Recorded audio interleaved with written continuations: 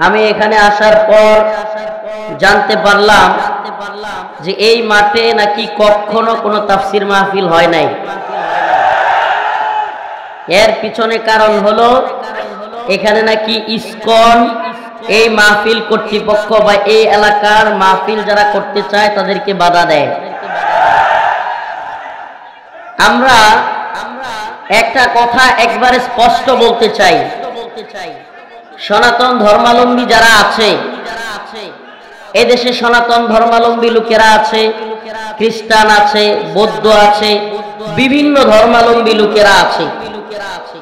এদেশের ইতিহাস সম্মিলিতভাবে বসবাসের ইতিহাস। সবাই মিলেমিশে এদেশে থাকবো, এতে আমাদের কোনো আপত্তি নেই, কোনো সমস্যা নেই। আমাদের বিভিন্ন বাজারে, হাটে ঘাটে বিভিন্ন সনাতন ধর্মাবলম্বী ব্যবসায়ীরা আছে না নাই? আমরা কোনোদিন কোনো বাজারে কোনো সনাতন ধর্মাবলম্বী কিংবা ভিন্ন ধর্মাবলম্বী কারো দোকানে গিয়ে হামলা করছি? করি নাই। আমরা একত্রে বসবাস করতে কিংবা তাদের সাথে ব্যবসা বাণিজ্য করতে আমাদের কোনো আপত্তি নাই। কিন্তু যদি সনাতন ধর্মাবলম্বীদের কোন সংগঠন মুসলমানদের বিরুদ্ধে উগ্রতা দেখায়, মুসলমানদের দোকানপাটে হামলা করার দুঃসাহস করে, প্রকাশ্য দিবালোকে আদালত চত্বরে মুসলমানদের পিপিকে অ্যাডভোকেটকে কুপিয়ে হত্যা করার দুঃসাহস দেখায়, তাহলে আমরা বলি সেই সমস্ত উগ্র হিন্দুত্ববাদী ইসকনকে বাংলাদেশ থেকে বিতাড়িত করবার জন্য যা করা প্রয়োজন আমরা তাই করবো ইনশাআল্লাহ। বাংলার যুব সমাজকে বলি, এই মাঠে নাকি গরু জবাই করা যায় না। আমি বলছিলাম কমিটিকে গরু নিয়ে আসেন, আজকে ওপেন জবাই করা হবে।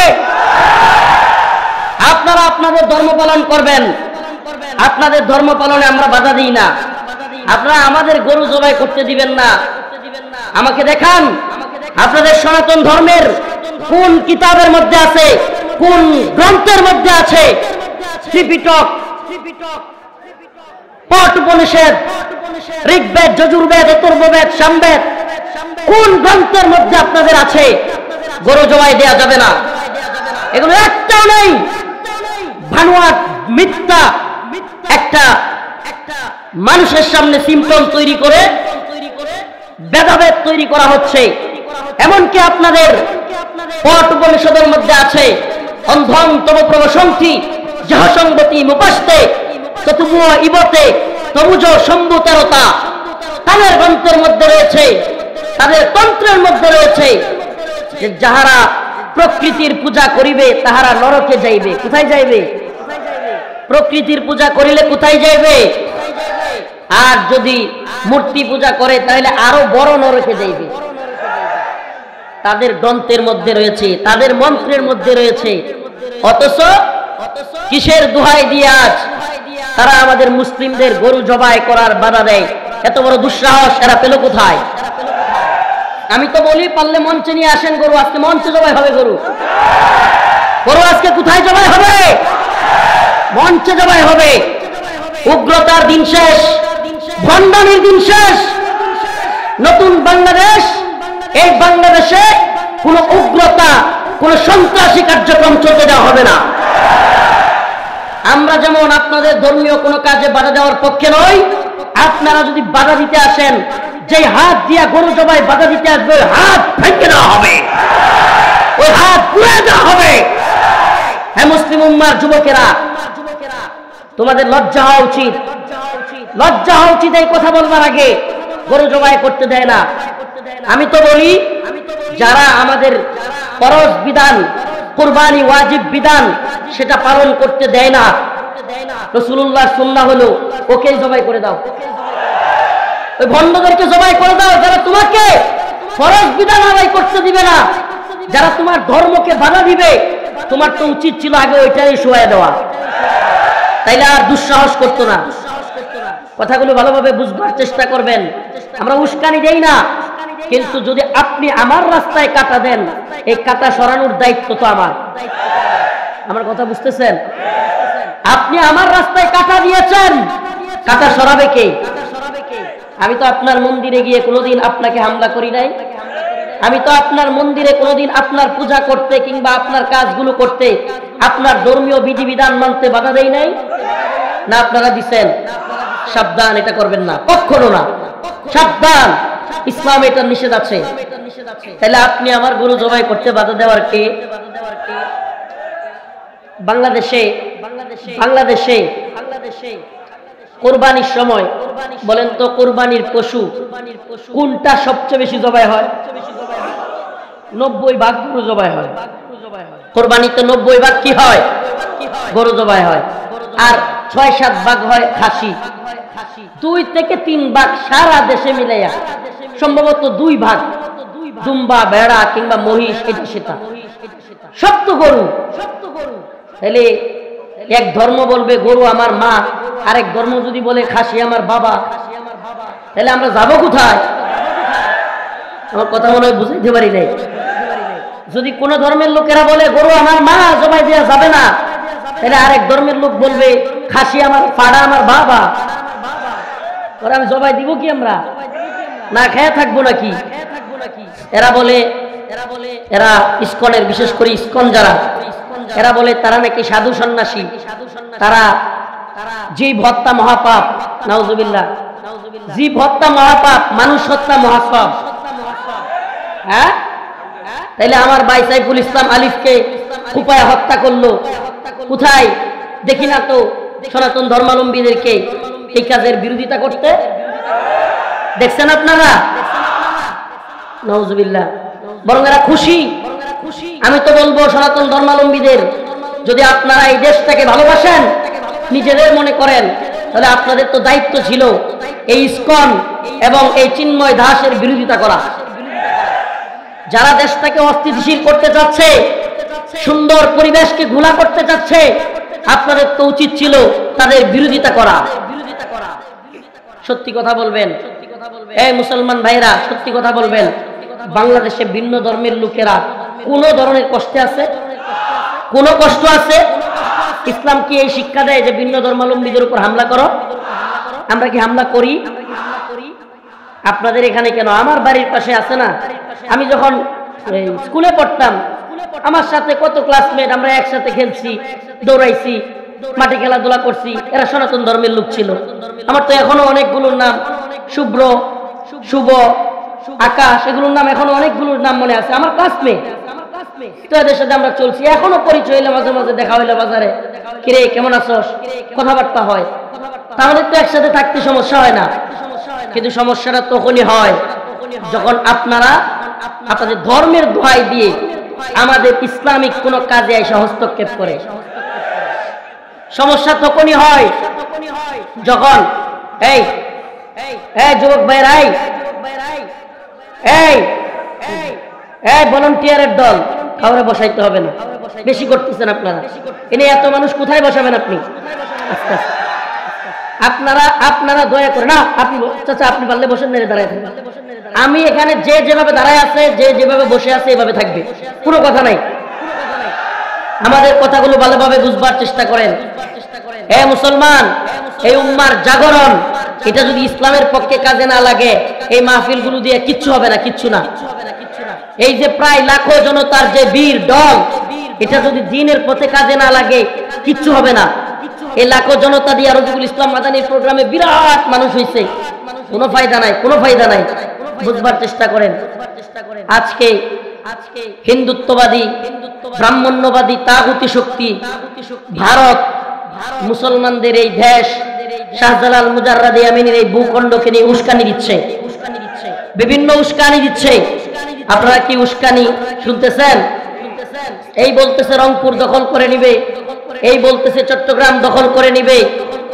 আমরা বলি এটা গুজরাট নয়, এটা কি নয়, এটা কাশ্মীর নয়, এটা আরাকান নয়, এটা মুসলমানদের শাহজালাল মুজাররাদ ইয়ামিনীর ভূখণ্ড বাংলাদেশ। এই বাংলাদেশে দখল করতে আসলে ইটের জবাব পাথর দিয়ে দেওয়া হবে ইনশাআল্লাহ।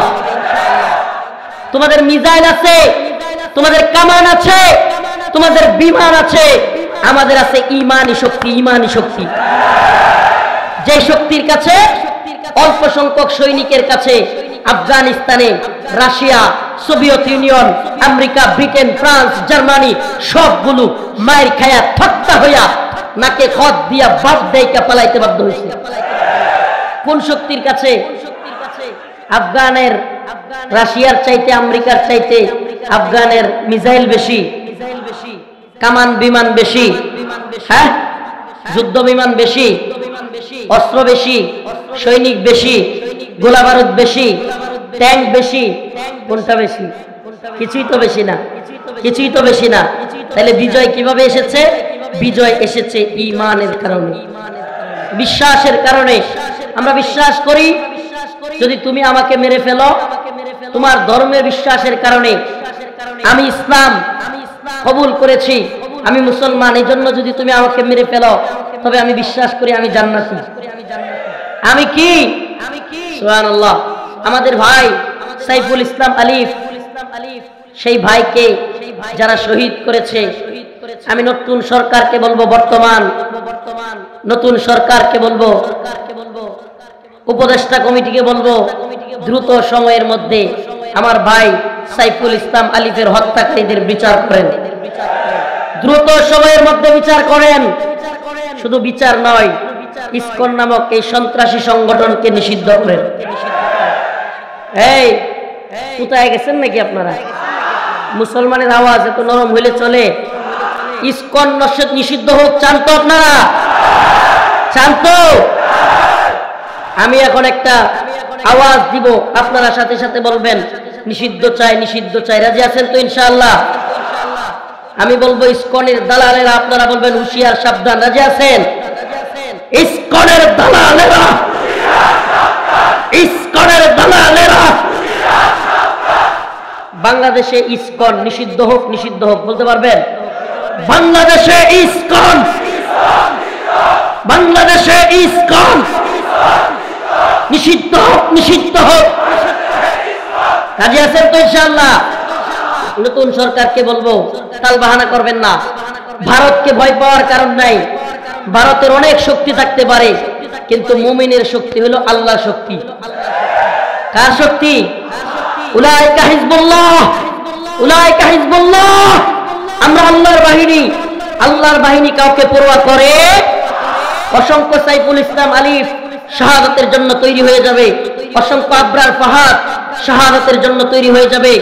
ও উম্মার যুবকেরা, আজকের এই ঐতিহ্যবাহী খানসামা মাঠ, রামকলাহাট মাঠ, দিনাজপুরের যুবকদেরকে বলি, প্রিয় যুব সমাজ, অনেক নিরীহ হিন্দু সনাতন ধর্মাবলম্বীরা আমাদের বক্তব্যকে ভুল বুঝে।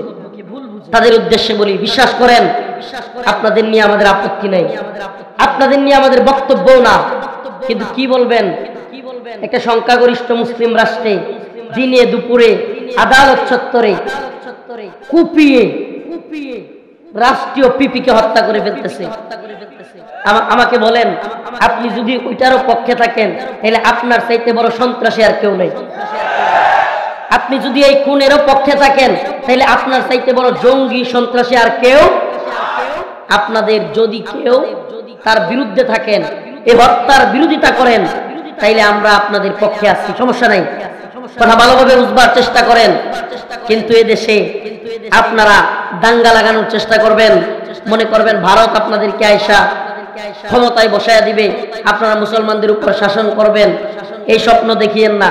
ভারতের ভূত মাথা থেকে নামান, ভারতের ভূত মাথা থেকে নামান। কথা ক্লিয়ার? এটা আমাদের দেশ, আমরা মিলেমিশে বসবাস করব, কিন্তু ভারতের ভূত থাকবে, শরীরটা থাকবে, দেহটা থাকবে বাংলাদেশের দিনাজপুরে, কিন্তু মনটা থাকবে ভারতে। তাইলে কিন্তু হবে না। শরীর থাকবে দিনাজপুরে আর মন থাকবে কোথায়? দিনাজপুরও যদি ভারতের দখলে চলে আসতো তাইলে তো আমরাই হুজুর ঘরে শাসন করতাম। এই চিন্তা থাকবে তাইলে বুঝবেন আপনাকে ছাড় দেওয়ার মানসিকতা আমাদের নাই, কোনো ছাড় পাবেন না। আর যদি মিলেমিশে বসবাস করতে চান তাইলে আপনারাও ইসকন এবং চিন্ময় কুমার দাসের বিরোধিতা করেন, ইসকনের বিরোধিতা করেন। একটা কথা মনে রাখবেন মুসলমান, প্রিয় দিনাজপুরবাসী, আজকের এই শুক্রবার এই জুমার নামাজের পর এই হাজার হাজার জনতার মাঝখানে বলে যাই, আপনাদের কাছে আমার প্রাণের দাবি থাকবে, হাজারো জনতাকে বলে যাই, দিনাজপুর, পার্বতীপুর, সৈয়দপুর, নীলফামারী এই আশপাশের সমস্ত অঞ্চল উলামায়ে কেরাম ডাক দিলে অচল করে দিতে হবে। রাজি আছেন ইনশাআল্লাহ? ইসকনকে নিষিদ্ধ না করে আমরা থামবো না ইনশাআল্লাহ, ইনশাআল্লাহ। ইসকনকে নিষিদ্ধ না করে আমরা থামবো, ইসকনকে নিষিদ্ধ করতেই অনেকে বলে, এখন নতুন স্লোগান দিচ্ছে চিন্ময় কুমার দাস আর ইসকন এক জিনিস না। আমি তো বলি রংপুরে যে কয়দিন আগে চিন্ময় কুমার আসলো, তাইলে এতগুলো মানুষ সব কি চিন্ময়ের পোলা পান নাকি? হ্যাঁ, রংপুরে যে সমাবেশ করলো, চিন্ময় আসলো, কি পরিমাণে সনাতন ধর্মাবলম্বীরা হইলো, সব কি এই চিন্ময়ের ডাউনলোড করা নিজের ঘরের সন্তান নাকি? হ্যাঁ, তাহলে আপনারা তারা সাপোর্ট দিচ্ছেন কি দেন নাই? চট্টগ্রামে লক্ষ লক্ষ সনাতন ধর্মাবলম্বীরা তার পক্ষে দাঁড়ায় যায়, আবার আপনারাই বলেন চিন্ময় আমাদের কেউ না, ঠেলার নাম বাবাজি। এখন যখন দেখছেন বিপদে পড়ে গেছে, চিন্ময়রে ছেড়ে দিয়া ইসকনে ধরছেন। আমরা বলি এই দেশকে যারা অস্থিতিশীল করতে চায় প্রত্যেককে আমরা উচিত জবাব দিব ইনশাআল্লাহ। আরেকটা কথা বলি, বিভিন্ন দলের নেতা কর্মীরা এখানে আছেন, দলের দলান্ধ হয়েন না, দলের গোলামি করিয়েন না। এই আওয়ামী লীগ খালি ভারত আর ইন্ডিয়ার দালাল না, আওয়ামী লীগের মতো আরো নতুন দালাল সাজবার জন্য, ক্ষমতায় আসবার জন্য নতুন দালাল তৈরি হয়ে যাবে। ক্ষমতার দালালি করিয়েন না, দেশটাকে বুঝবার চেষ্টা করেন। ইন্ডিয়া যেইভাবে উস্কানি দিচ্ছে, খোদা না করুক এক ভয়ঙ্কর মেসাকারের দিকে যাচ্ছে দেশ। এরা টার্গেট কিলিং শুরু করেছে, টার্গেট কিলিং। ছাত্র সমন্বয়কদের যদি গাড়ি চাপা দিয়ে মারতে চাইতে পারে, রফিকুল ইসলাম মাদানীদেরকে, হারুন ইজাহারদেরকে মেরে ফেলবে, এটা কোনো ব্যাপার? আমাদেরকেও গাড়ি চাপা দিয়ে দিতে পারে, আমরা এগুলো পরোয়া করি না।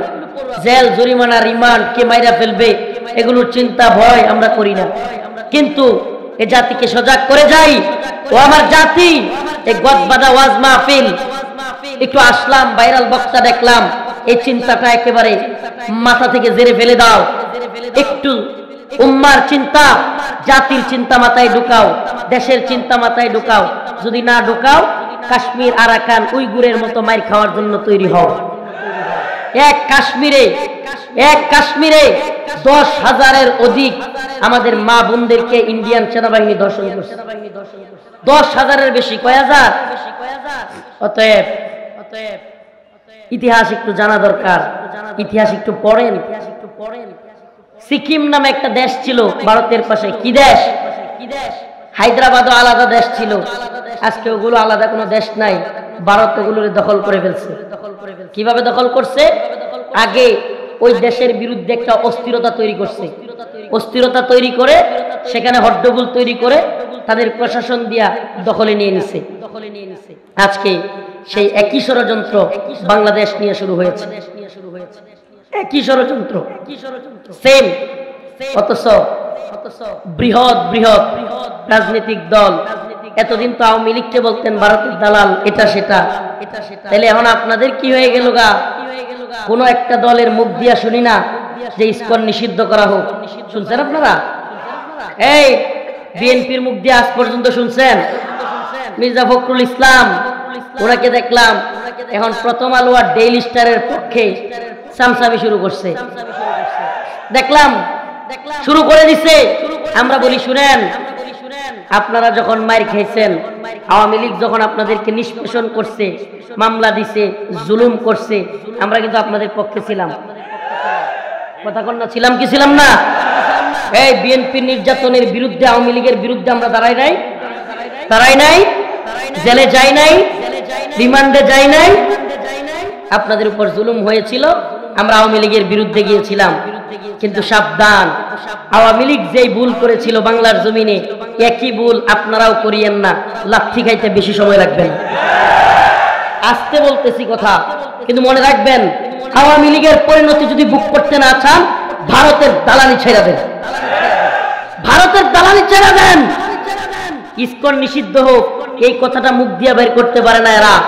ও মুসলমান ইমানদার, ও মুসলমান ইমানদার, এদেশের অনেক গাদ্দার মুনাফিক আছে, আপনারা নারাজ হয়েন না।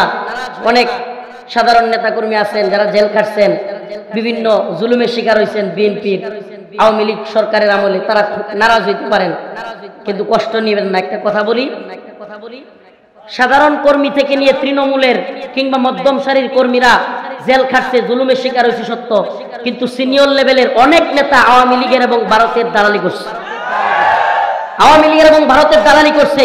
এরাই এখনো পর্যন্ত ভারতের এবং আওয়ামী লীগের দালালি করেই যাচ্ছে। এদের জন্য এখনো আওয়ামী লীগকে নিষিদ্ধ করা যাচ্ছে না।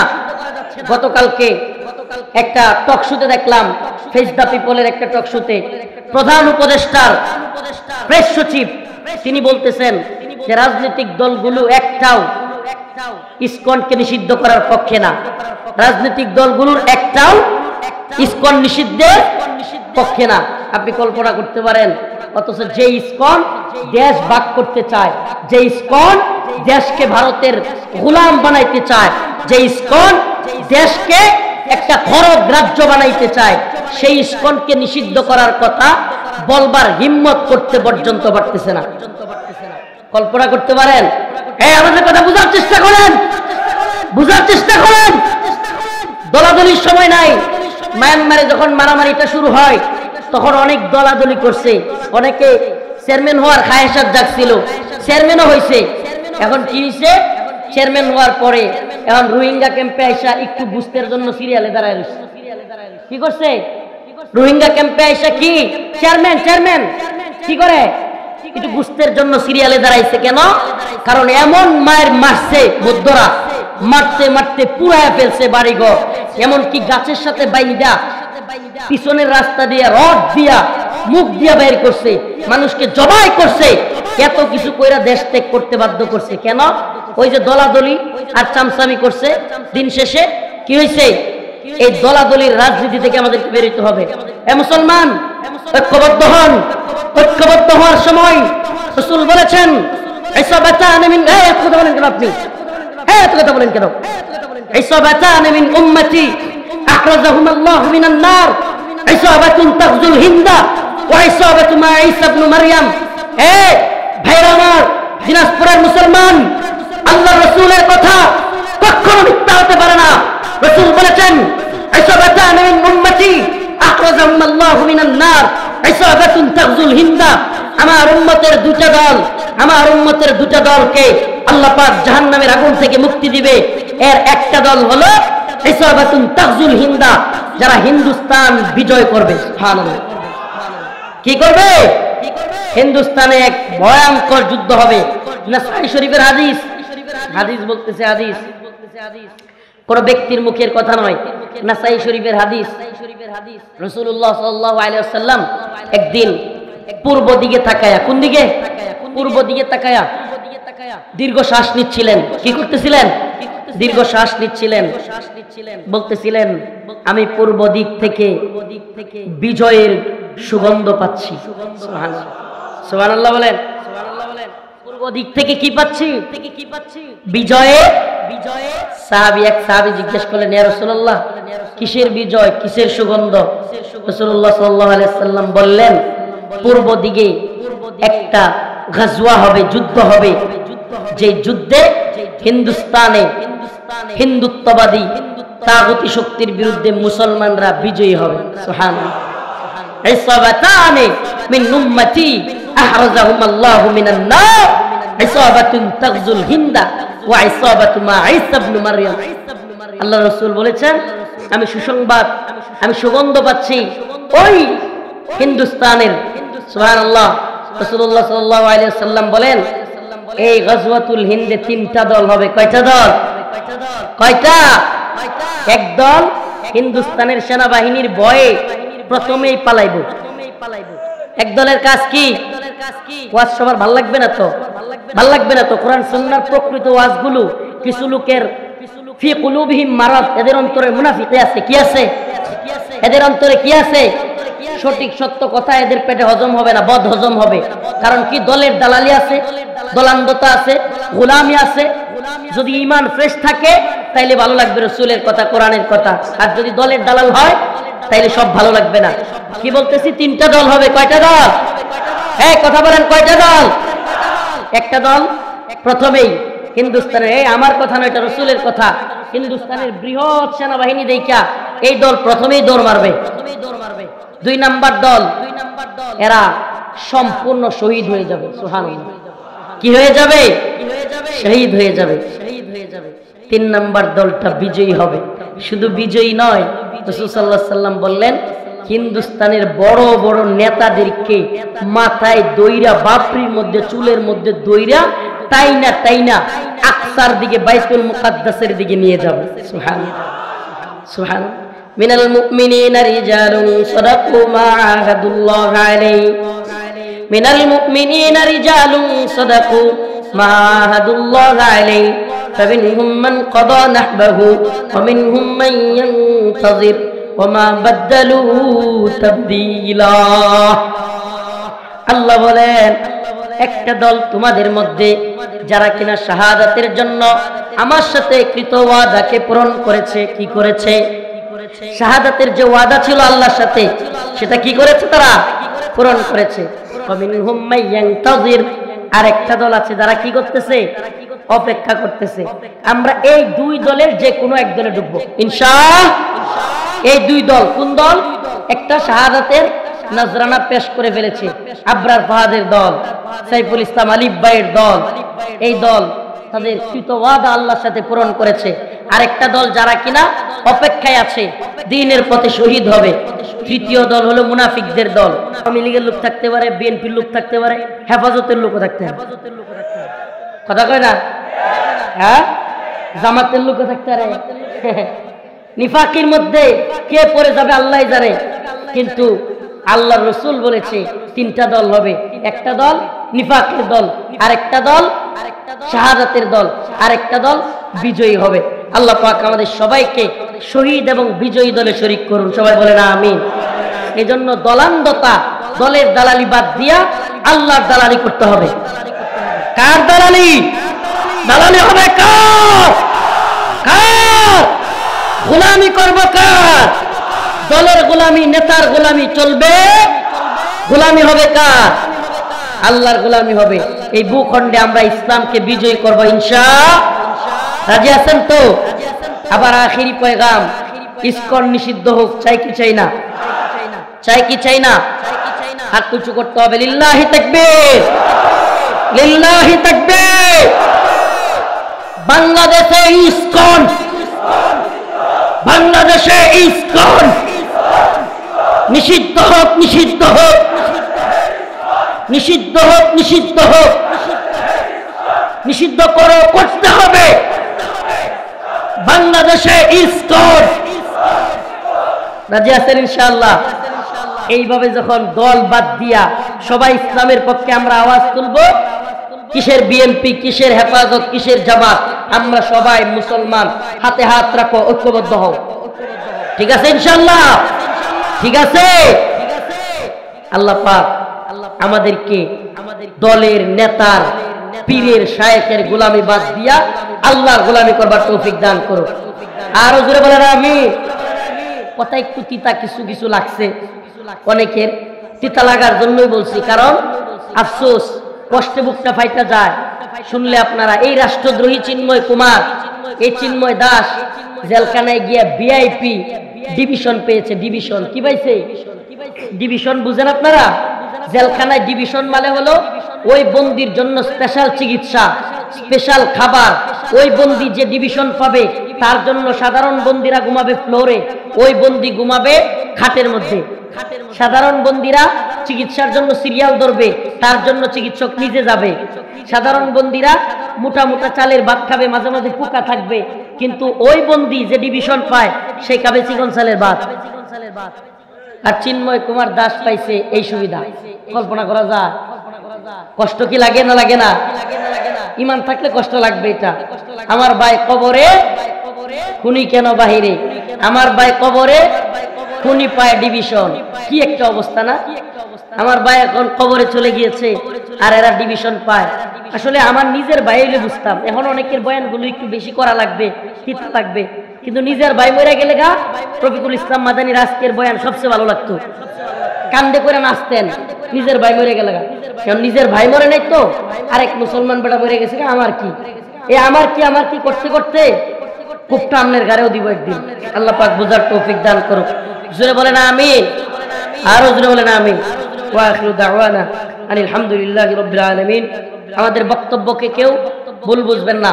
আমি বলি নাই আগামীকালকে আপনারা এই আশপাশের মন্দিরে গিয়ে হামলা করেন, বলছি? কথা বলেন, বলছি? আমরা আমাদের বক্তব্যগুলো ক্লিয়ার রাখতে চাই। আমরা কোনো মন্দিরে হামলার পক্ষে নই, তেমনি ভাবে কোনো মন্দিরওয়ালারাও যেন মুসলমানদের কোনো কাজে বাধা না দেয়, আমরা এটা চাই। আল্লাহ পাক বুঝার তৌফিক দান করুন। অসুস্থ মানুষ, দীর্ঘ পথ পাড়ি দিয়ে আসছি, আপনারা আমার জন্য দোয়া করবেন, আমিও আপনাদের জন্য দোয়া করি। নাসরুম মিনাল্লাহ ওয়া ফাতহুন করিব। প্রিয় যুবকেরা, দেখা হবে ময়দানে, ওয়াজ মাহফিলে নয়। হিন্দুত্ববাদী ভারত যেইভাবে উস্কানি দিচ্ছে, যে কোনো সময় উলামায়ে কেরাম ডাক দিলে ময়দানে নামতে রাজি আছেন তো ইনশাআল্লাহ? যুবক, জীবন দিতে রাজি আছো তো ইনশাআল্লাহ? শাহাদাতের নজরানা পেশ করার জন্য তৈরি থাকো। আসসালামু আলাইকুম ওয়া রাহমাতুল্লাহ। চ্যানেলটি সাবস্ক্রাইব করুন, বেল আইকনটি বেজে দিয়ে সাথেই থাকুন।